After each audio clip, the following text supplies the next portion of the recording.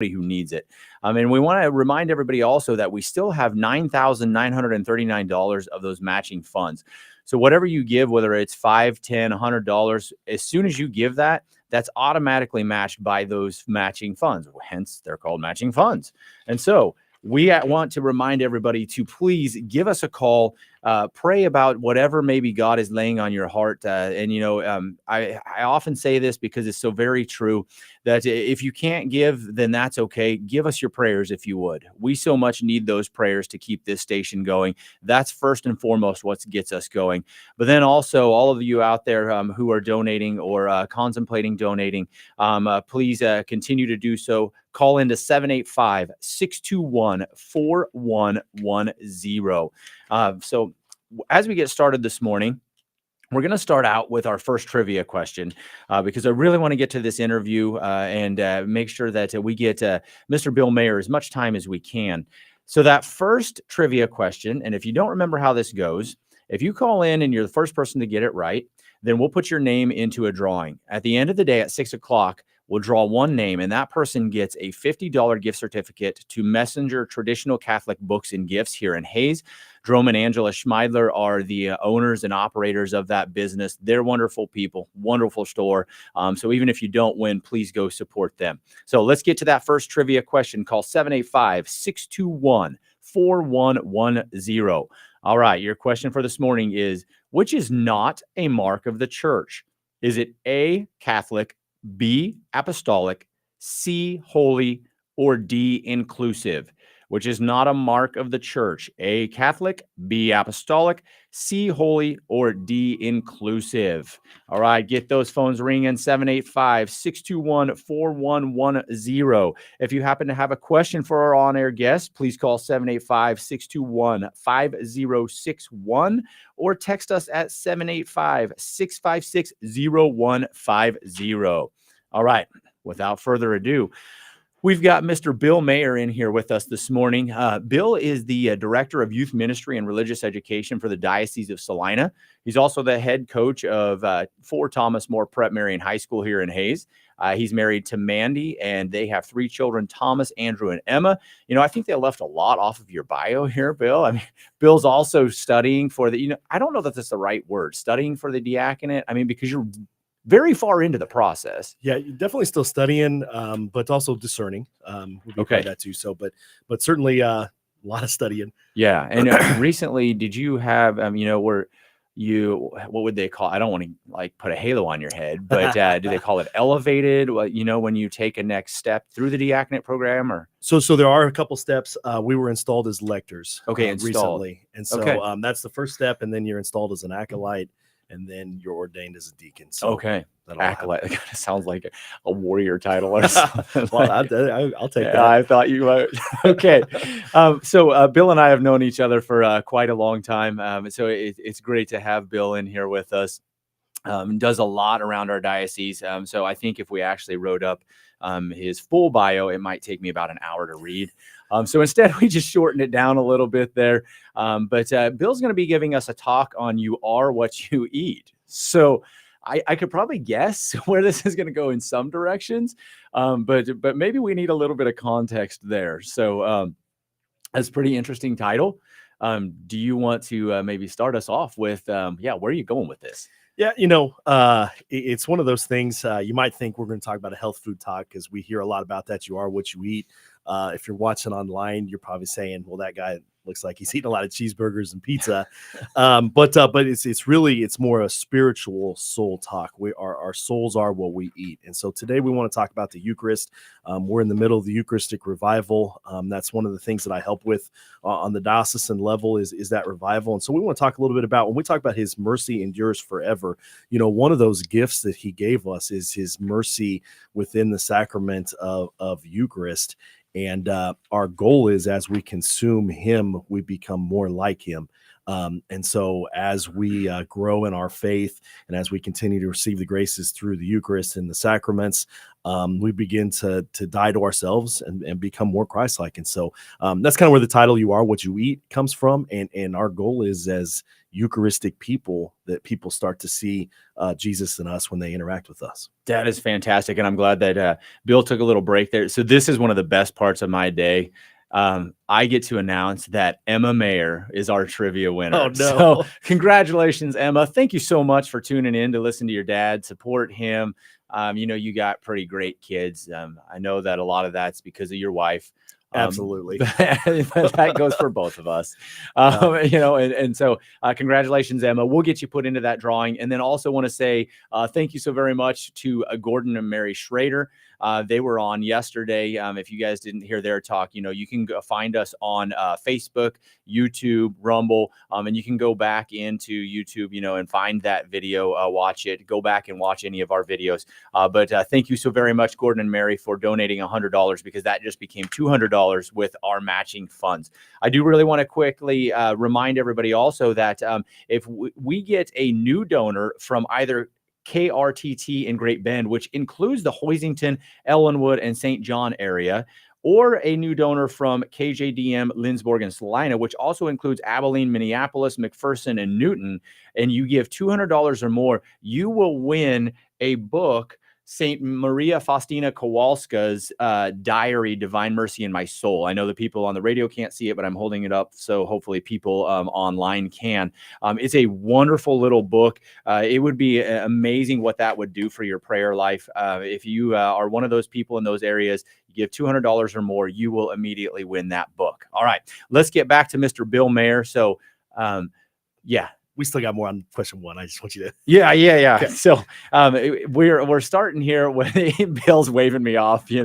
Once again, the people out there can't see that, Bill. That's good. So he's waving me off because he's like, whoa, I'm not done there yet. Since he stopped me really quick, Mark and Laura Schwartz from Colby also pledged $250. God bless you guys. That just became $500. What a way to start this morning. I'm not sure if you just want to not hear Bill talk. Well, if that's what it is, then just keep calling, put the pledges in. But no, let's get back to it. Bill started with you are what you eat. He wants to talk about the Eucharist and how that makes us more Christ-like. So one of the cool things coming up is we have Advent, and you guys had Father Ben on yesterday, and I thought one of the really cool things he talked about was our role during Advent is to kind of put ourselves in the place where we were before Jesus came to this world and was born on Christmas, and the darkness, the waiting, the hopelessness at some level. And it's a great opportunity for us to think about too, before we receive the Eucharist, before that was given to us to strengthen us and to help us on our journey back towards eternity with God. It would have been a different existence. And so when I listened to Father Ben talk yesterday, it really hit me in Advent to think about what a gift the Eucharist is to us and what it would have been like for the Jewish people prior to Jesus coming to not have that Eucharist and those graces and those strengths to continue on. And so I just thought that was a really neat thing with us heading into Advent this weekend. That's an opportunity for us to think about, for our lives. We've only known the Eucharist as being part of our world, and that ability to go sit before him in church and in adoration and to receive him. That's all we've known. So I think it's a good opportunity for us to spend a little time, just mental thought of what that was like before and what a gift that is to us. Sometimes we take things for granted. That's part of our human nature. And so I just thought that was a really neat thing that he put into, his talk yesterday, and really the joy and the hope that the Eucharist brings still to us today.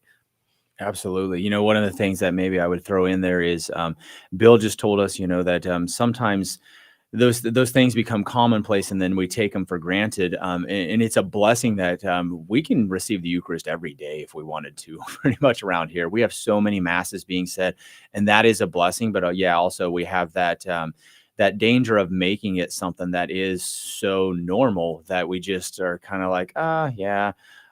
Which thank you for that, because we do need to slow down and think, what would it be like if I didn't have this? There's a lot of people around the world that don't. And sometimes they see it better than us because they don't have it. You got any thoughts on that? Well, and in a very real way that brings up, and I don't want to bring up negative thoughts, but, during the pandemic, when the churches were shut down, I mean, that was a different experience for me. Like you said, I worked at a Catholic school at the time. We went to mass because of my job. I went to mass 3 or 4 times a week at the school. To go from that to not receiving the Eucharist at all was a shocking change. And so for a lot of us, we can rely back on that experience. And that's one of those things, again, God is going to turn good out of everything that happens. And so we do have an opportunity to reflect on what that was like. And I do think it's a challenge for us. I love watching second graders receive Eucharist for the first time. I absolutely love the prep. I love the way they hold their hands. I love the way they look at the Eucharist. And it's a challenge for us to make sure that every single time we approach the altar, that we have that same experience, that same desire for the Eucharist. Absolutely. And one of those things that I think would help us all on our way is we need to find those times, those moments, and also those retreats that will actually strengthen our spiritual life and put us back on the understanding of, wow, I know what this is. I believe in this and I love this. Get us a little bit of that Holy Spirit fire back in us. And that maybe brings us to the next point that we can talk about a little bit is Bill and I just got back from NCYC. And Bill does a lot behind the scenes for that. I can't imagine the stress that goes into that. But also, I mean, the blessings and the graces that flow from God through that whole few days, are just absolutely amazing. So, Bill, what would you say on that? How the Eucharistic revival theme was really present at NCYC this year? Yeah. And first, though, since I got an opportunity, I want to thank everybody that helped us get to NCYC. It is a tremendous project. And I know that a lot of the people who are listening to the Catholic radio station are part of that, whether you donate to those groups, whether you're a sponsor like Cody was. He sat on a bus with high schoolers for 11, 12 hours and 2 directions. Whether you're a parish that supports them, it's unbelievable the amount of things that go into getting 700 kids from our diocese to Indianapolis. But it was really special, and we're so grateful for the Holy Spirit and the protection of the angels to get us there and back safely. And I think it was a great opportunity for our young people. With it being a national conference, the Eucharistic revival theme was heavy there, and I thought some of the things that stood out to me, and we'll get Cody's thoughts on this too. But I thought, first of all, you're in Lucas Oil Stadium. There's maybe 12 to 15,000 people that are there, and adoration happens. And it's such a cool thing because they show the progression of, the monstrance coming through all the different hallways and stuff. And then what happens is, the stadium is dark, and there's a spotlight that comes on, and you start seeing smoke rise up. You see the incense go up, and instantly you see 12 to 15,000 people hit their knees in adoration as the monstrance is brought into this stadium. And then you can hear a pin drop. And if you've worked with high school kids recently, you know that never happens. And you can hear a pin drop because everybody is focused on Christ present before them. And then they get an awesome opportunity to spend an hour and go to confession and to just pray and reflect upon all that God has given us. And so that stood out to me. I thought that was really a neat thing. Yeah, I think when you say that, it takes me back to, I remember a couple of moments, especially right at that moment, where I happened to look up, and I'm looking and I'm taking it in that we're in Lucas Oilfield Stadium, and you're looking around and just seeing how immense this place is. But then, it hits you that, like, I don't know if, like you said, if this place has ever been this quiet with that many people in it. Even when it comes to, when you're getting ready to start one of the ball games there, there's always people talking and stuff. But here, like you said, it's just quiet. And then during the Mass, hearing all those thousands of young people and hearing them respond, holy cow. You're like, I don't know if this place has ever been that loud, and so that's one thing that hit me. If you might speak to that. Yeah, I thought we had 2 masses that were there that were really, really cool. I thought our diocesan mass, when we got all of our diocesan people together in a room at the hotel, so you got 700 people and the bishop, and we were blessed to have 4 of our own priests, and one of our deacons was present with us as well. And that was the first time, because that was on Friday, that I was shook by the responses. Yeah. Because we definitely get used to going to it, and you kind of hear the Lord be with you and with your spirit. And it was like a snap back energy. And I looked around, I was like, whoa, something just happened here. And it continued all the way through mass. And I thought that was just a beautiful thing during that mass. And then definitely, and one of the bishops commented on it, their responses back were incredibly loud. And he even said, it almost sounds louder than when there's a football game in here. And I thought that was really a neat thing. And so I hoped our kids kind of paid attention a little bit to that and kind of felt that, but I certainly it was different for me. Absolutely. And there, that is kind of the power of, what Bill is talking about here is you are what you eat. When you go to things like this, I mean, it's such an amazing experience. But take us back to, why isn't it an amazing experience? Because it's centered on the Eucharist. And that's what Bill's talking about here. Absolutely. And, the story of it was salvation history, and they went through the different stops. And so the whole deal was centered around that. And the bishop that was the presiding bishop was the bishop who's in charge of the Eucharistic revival for the national level. And so you could just tell that in all those things.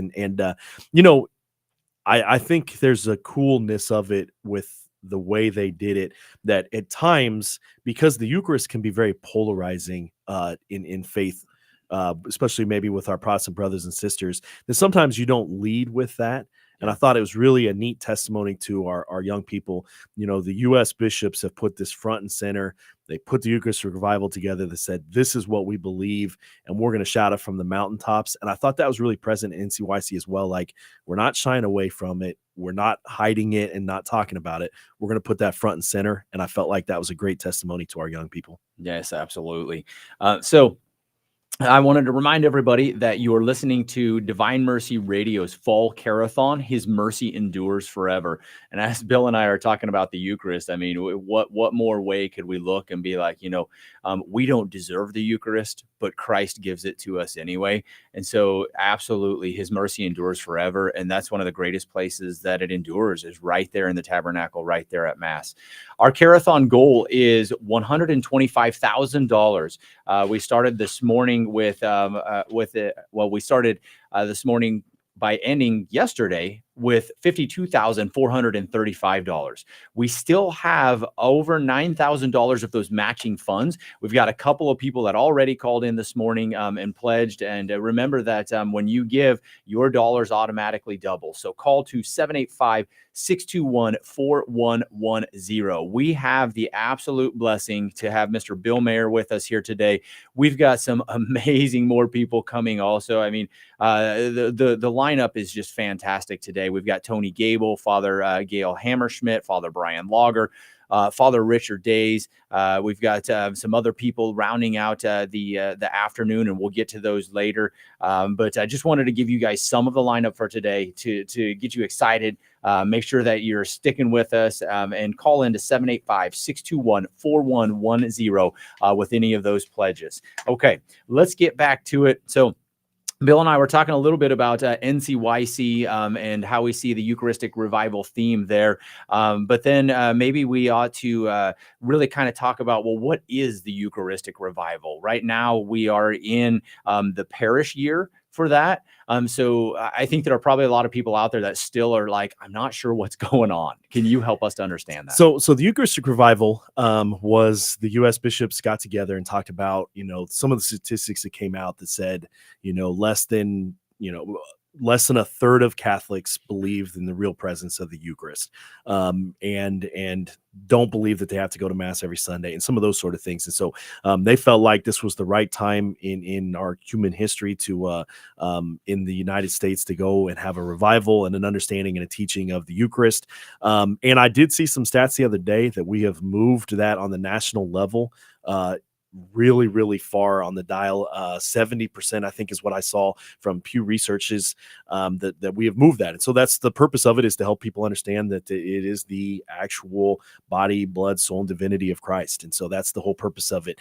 Started at a national level and a diocesan level. And this year we're in the year of the parish level. And so, there's a lot of different things that go along with that. And there's 4 main goals of the parish level. The first one is to reinvigorate worship. And so all the parishes are being challenged to take a look at, and the whole goal also of the Eucharistic revival is to invite others to join the church and to invite others to experience the Eucharist. And so, one of the things we want to talk about is inviting them to something that, and inviting them back is another big part of this, something that is different than maybe when they left. And so the beauty of worship is a big part of our human experience. Like we talked about at NCYC, huge deal to see the light and the incense. It instantly tells us something is going on, and the entire stadium knew that something was about to happen. And then you have the beauty of the monstrance and the focal point of the monstrance showing us the Eucharist, and our human experience needs that. And so the challenge is to reinvigorate our worship and make sure that we talk about, how do we come to Mass? Are we ready? What does the music sound like? How are the readings read? All those sort of things, and just make sure that our worship is a place where people come and say, hey, there's something really special going on here. I want to be a part of this. Yeah, that is fantastic. And look, take a look around your parish, and really, I know there are a lot of people that don't read the bulletin. I've been guilty of that in the past. I've really started doing that more, especially since I work at the parish. It'd probably be good if I read our own bulletin, but there's so much good stuff that is in those bulletins, like the things that are going on for these Eucharistic revivals. At St. Nicholas, we've got all kinds of things going on tonight. We've got something that we're doing with Formed on the Present series on Tuesdays starting next week. We're going to have adoration with music, reconciliation. And just as Bill was talking, when we're talking about reinvigorating worship and personal encounter, that's what we need to do is don't be afraid to ask somebody to come with you. And I think that's a real big thing, is sometimes we shy away from like, well, what if they say no? Well, then they say no. So, you talk to that about a little bit. So the second goal is personal encounter. And so, I love what St. Nick's is doing. And there's so many parishes out there doing so many great things during this year. But we want to create spaces for people to have a personal encounter with Christ outside of the Mass. And so it's really neat when places are putting their adoration hours together and their different worship opportunities, or opening the church and just creating quiet space where people can come in before the Blessed Sacrament, either present on the altar in adoration or in the tabernacle. And so we want those personal encounters. We want people to have an opportunity to hear the call of Jesus in their lives and to feel that call. And so that's one of the challenges to the parishes, again, is to create those opportunities. But I do think, evangelization is a huge part of what we're called to be. And part of it, and I even have to tell myself this, we just got to get a little bit thicker skin, a little tougher. And, the great salesmen out there, no doesn't even bother them. They eat up the no's because they know that after 20 no's, they're going to get a yes. And so they just get through the no's so they can get to the yes. And too often we feel like that's a personal rejection, or, our pride or our humility, wherever we're at, is a struggle. But we want to be out there recklessly telling everybody, what is going on, and inviting people to join us. And so that's a big part of the Eucharistic revival as well. Yeah, definitely. I think that here's where we can actually look to some of our younger generation. They are beating us up when it comes to inviting people in, because Bill and I both know young people who they actually go on dates to the Adoration Chapel. And when I heard that, and I like so I know these people personally, and when they tell me this, I'm sitting there looking at them like, are you serious? How awesome is that? Now I wasn't Catholic, but I could guess that maybe Bill wasn't going to the Adoration Chapel with his dates either when he was younger, and maybe I shouldn't. No, you're 100% right. But yeah, go ahead. Well, and the other thing that brings up to me is thinking about like so many of our young people, when they're getting married, before they have their rehearsal on Friday night, they're opening up for an hour of adoration. And this is becoming extremely common. And I think that is so amazing. You go from Cody and I's generation where you were making sure your groomsmen were maybe sober at the rehearsal, to where now everybody's coming together and offering prayers and spending time before the Blessed Sacrament before the rehearsal. That is just unbelievable. And so, when we want to get into gloom and doom and despair of the world, I would say NCYC and just what our college campuses are doing right now. Many of our teachers within our faith formation programs are college kids that absolutely know their faith.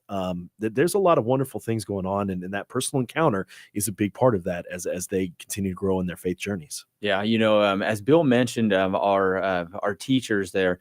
I have the blessing to be here because St. Nicholas put me on loan. So thank you, St. Nicholas, for doing that. But as I'm in charge of the faith formation side, I see that personally, that, I have quite a few college young ladies that are teaching. And I can say with confidence right now that I can bring to mind several of them. And I really think that they have a greater devotion to the Eucharist than I do. And they're an example to me. And so that young generation, keep it going. That is, as Bill said, it's not all gloom and doom out there. Look around you. Sometimes, actually, that's what our world wants to feed us. And so, especially for me, and this has been good for me, Bill challenges me to this every now and then, like, get off all of that junk out there. No matter what news site you're on, we don't want to live under a rock. However, we don't want to just eat up all the negativity of the world and then go around our world and be like, it's all dying. Yeah, look at some of those wonderful examples around you, and know that this reinvigoration, it's happening. Yeah, and I think that kind of, we might as well get to number 3, the robust faith formation. I heard a challenge the other day when you talk about news. Yeah. One of the challenges would be if you're going to get, and no matter what, and again, this is not a political thing, but no matter what area you're consuming your news or your information from, it is going to move your mind a little bit some direction. Yeah. There's a manipulation, again, not necessarily negative, just there's manipulation. And the challenge was, make sure you spend as many minutes reading scripture as you spend reading the news.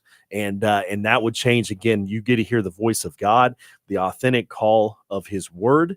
And you need to spend as many minutes there as you do on the news sites, and that would change your life significantly. So I thought that was kind of a neat challenge for us. But the third thing is the robust faith formation, and we've seen so much growth in that area in our diocese. One of the really neat things is we've been able to offer classes to all of our teachers within the diocese, whether they're public religious ed teachers or whether they're Catholic school teachers. And this is one of the things that Cody and I both taught in religious ed a long time before maybe we were certified or ready in some ways. And you and I both know that we answered questions or got asked questions we didn't know answers to, and we had to say, hey, we'll bring this back to you tomorrow and study at night and bring that back. And so it's really neat. And I've been blown away with how well people have embraced that opportunity to continue to grow in their own faith as they're leading others in their faith. And so that's going to help us strengthen that faith formation. And then, also just finding opportunities like you guys are offering the present series at St. Nick's. And I think that's a really neat thing.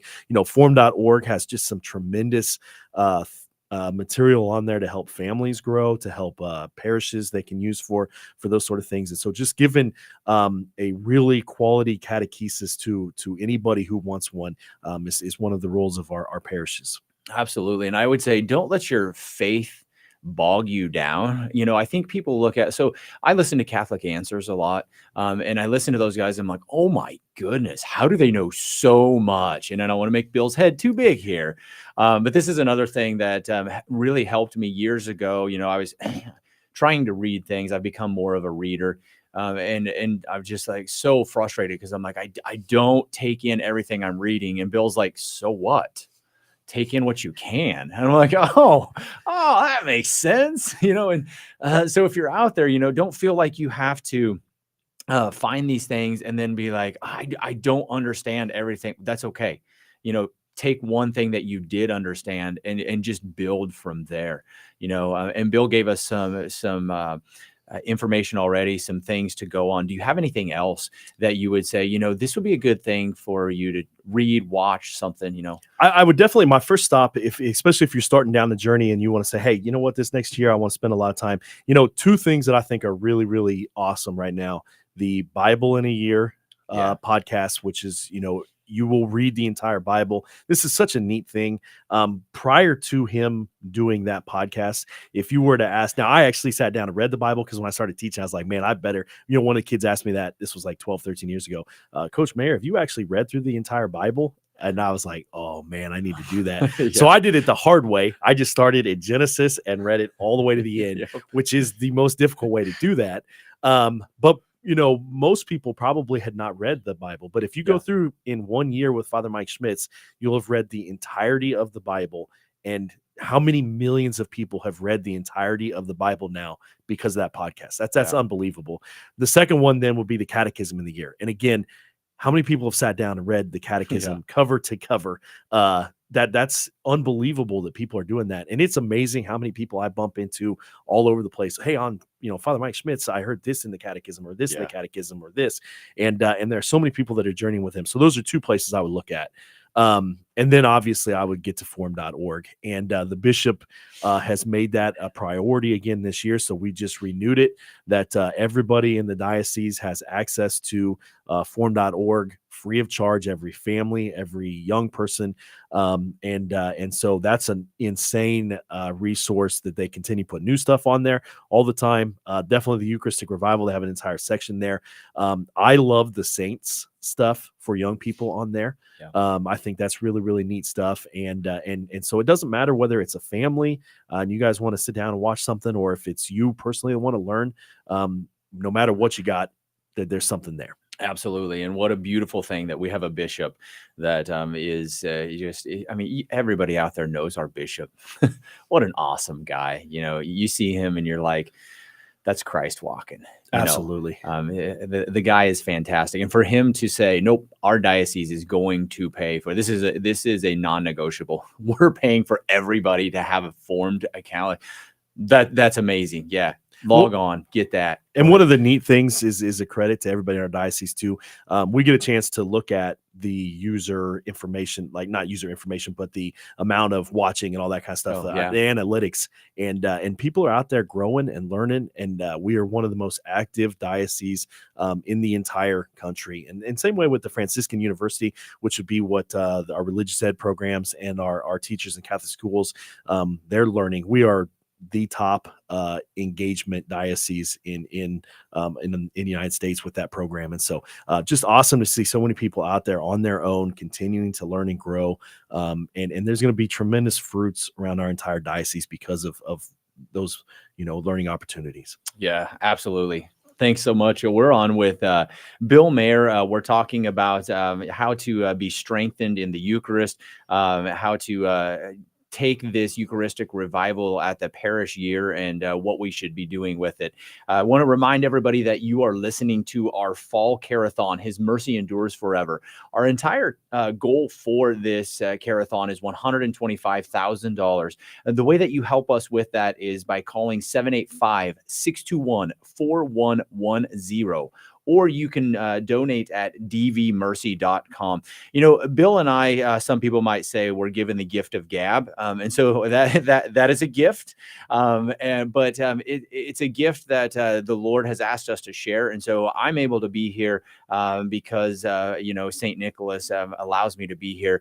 Bill's able to be here because the diocese is allowing him to be here. But we're here because we are so excited to be able to sit here with everybody, get the truth out there of the Eucharist, show, how much this is such an awesome thing for us. And we want people to catch that fire. And I know you guys do too. So thank you for partnering with us. Whatever your donation is today, it does get doubled because of our matching funds. So that $20 becomes $40, that 50 becomes 100. And before I get too far up there and Bill makes fun of me for not being able to do my math, you guys get the point.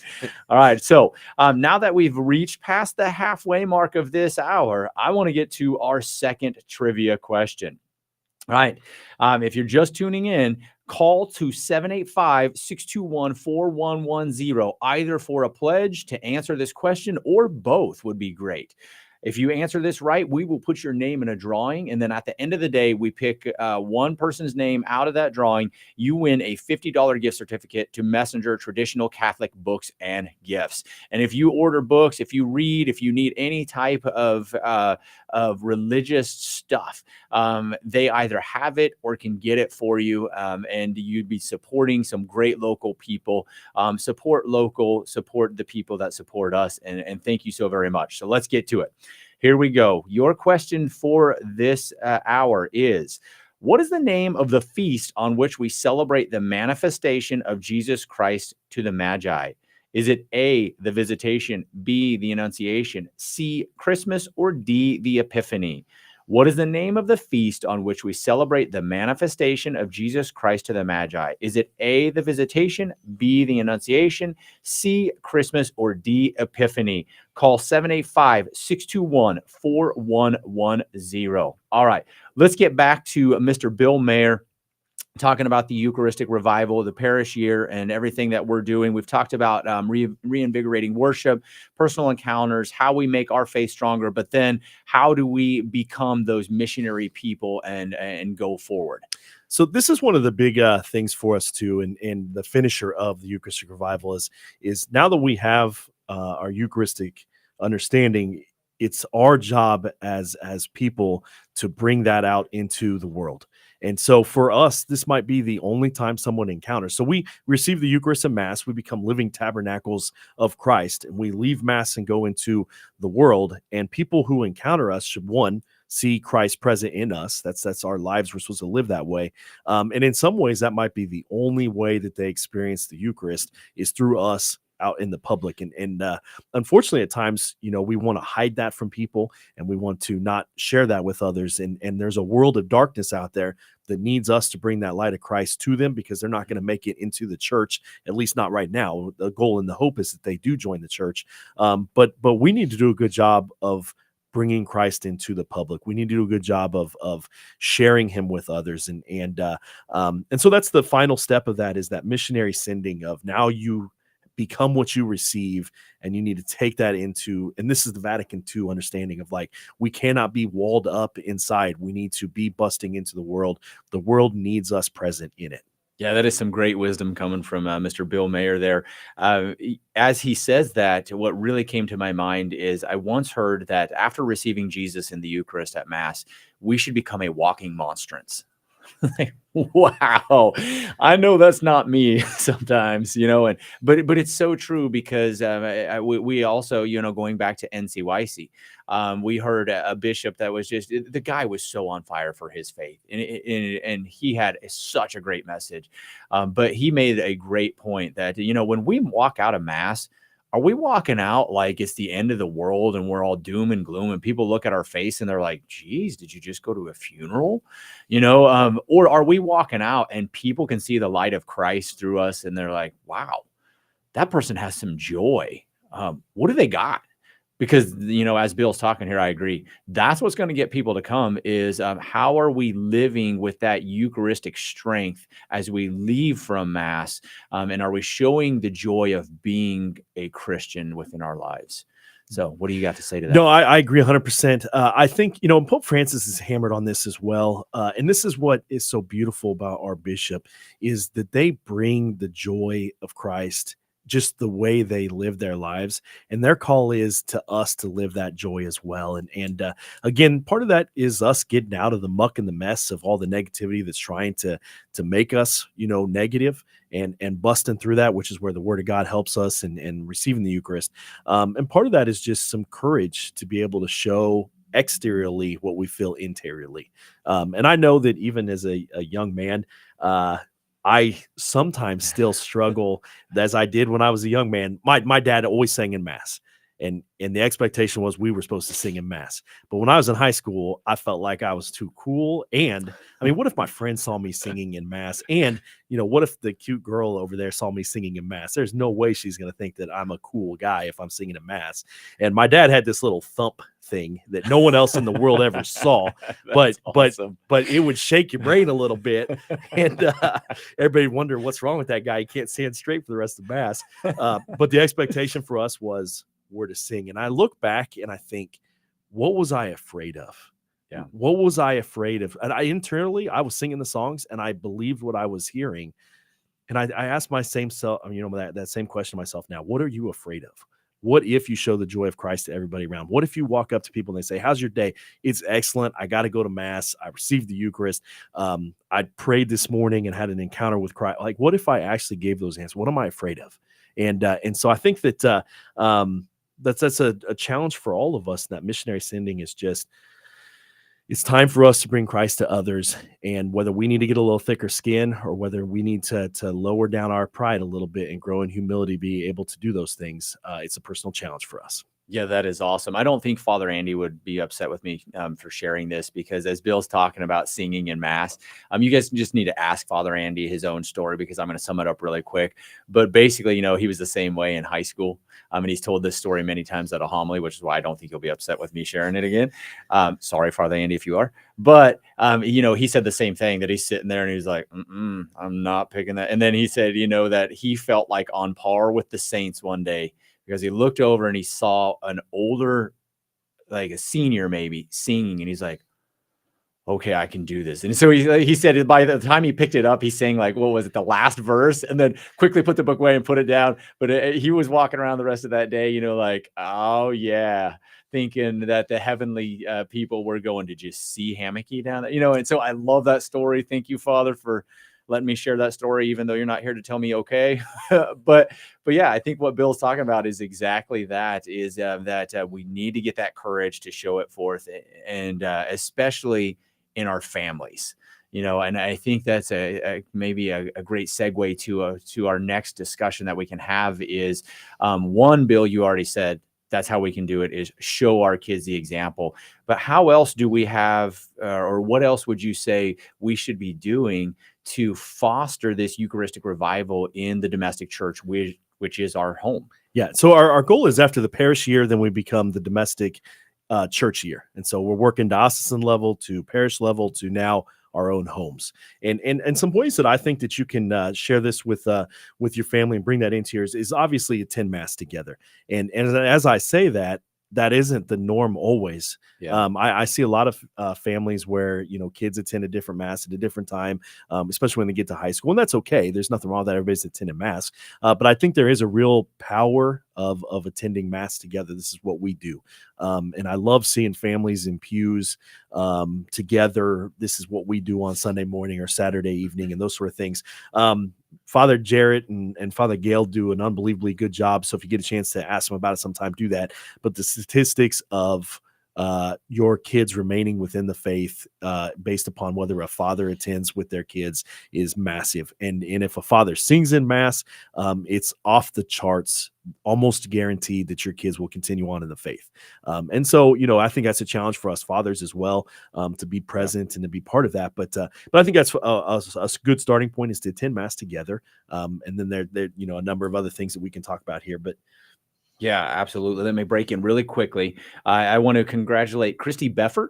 She is the trivia winner. Congratulations, Christy. We will get you put into that drawing. The question was, what is the name of the feast on which we celebrate the manifestation of Jesus Christ to the Magi? And that is the Epiphany. So fantastic job on that. And also, thank you so very much, Loretta Kermer. She pledged $250, which just became $500 with those matching funds we have. Thank you so very much. Keep those pledges coming. We have that Care-a-Thon goal of $125,000. You are listening to Divine Mercy Radio's Fall Care-a-Thon. His mercy endures forever. Call 785-621-4110 or go to dvmercy.com, and you can donate there. Once again, we are so blessed. We absolutely cannot do this without you. We are a nonprofit, but the people that we have working here, they do such an amazing job of knowing where every single cent goes to. And it's a blessing. If you ever want to come up, visit the station, talk with Lester, Danetta, Nathan, anybody who's up here, please do so. We love having guests, and we love especially having people come up who are our donors, who are our supporters. help us to keep these radio waves going. We now have all of these stations, started with one 13 years ago, and have now bloomed to those stations that we have on the air. So thank you. Keep it coming. 785-621-4110. I want to get back to talking with Mr. Bill Meagher about the Eucharistic revival. One of the things that he just got done talking about was families going to mass. And so I think I want to say that another beautiful thing is daily mass. It's really hard to make, and I get that. One of the most amazing things I think, though, is if you go to TMP or if you go to Holy Family, especially Holy Family, because it's just a little bit more of a conducive atmosphere for it. But if you go to one of the masses that they have during their school hour, and you look around and you're like, oh my goodness, look at all these parents here. If you can take a little bit of time off work and go to mass with your child at their school. What a beautiful example I think that sets. And Bill, do you have anything that you would share, especially with your wife being the principal there? Yeah, no, I think that's awesome. I think it's twofold. It does our hearts well to see young people worshiping and at mass, but it also does their hearts a lot when they look around. And I love the parents and the grandparents that attend. When I was the campus minister at TMP, that was one of my favorite things, were the parents who would come into those masses and pray for the young people. And when you got teenagers, and I have my own that just started being a teenager, and he's every bit of a teenager, you realize that, hey, there's only going to be so much I can do, and then you just start praying.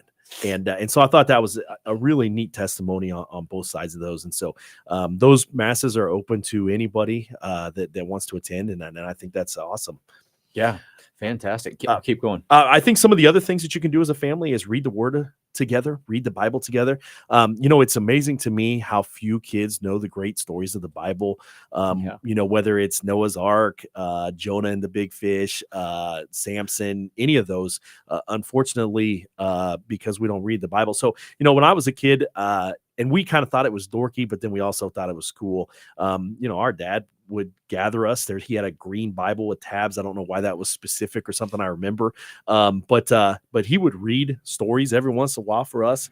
And looking back, that's there you go. Looking back, that's one of my favorite memories was learning some of those stories and reading those stories. And then obviously you get to ask questions and talk.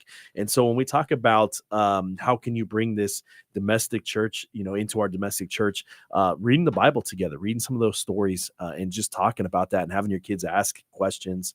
Another big thing is just praying together. Before meals, at night, on your drive to take them to school.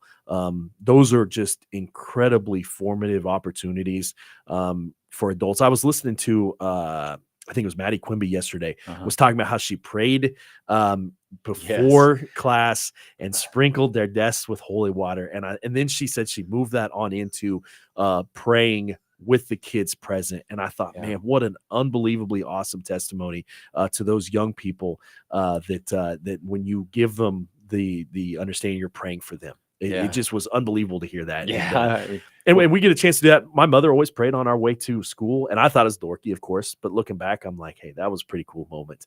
So those are some things. And I think my last one I put in there is talk about what they learned in religious ed. And so, especially if you're in the public religious ed program, they're going to go on Wednesday night on the way home, on the drive home, talk about, hey, what'd you guys talk about today? And then maybe over the weekend, hey, you talked in religion class about this.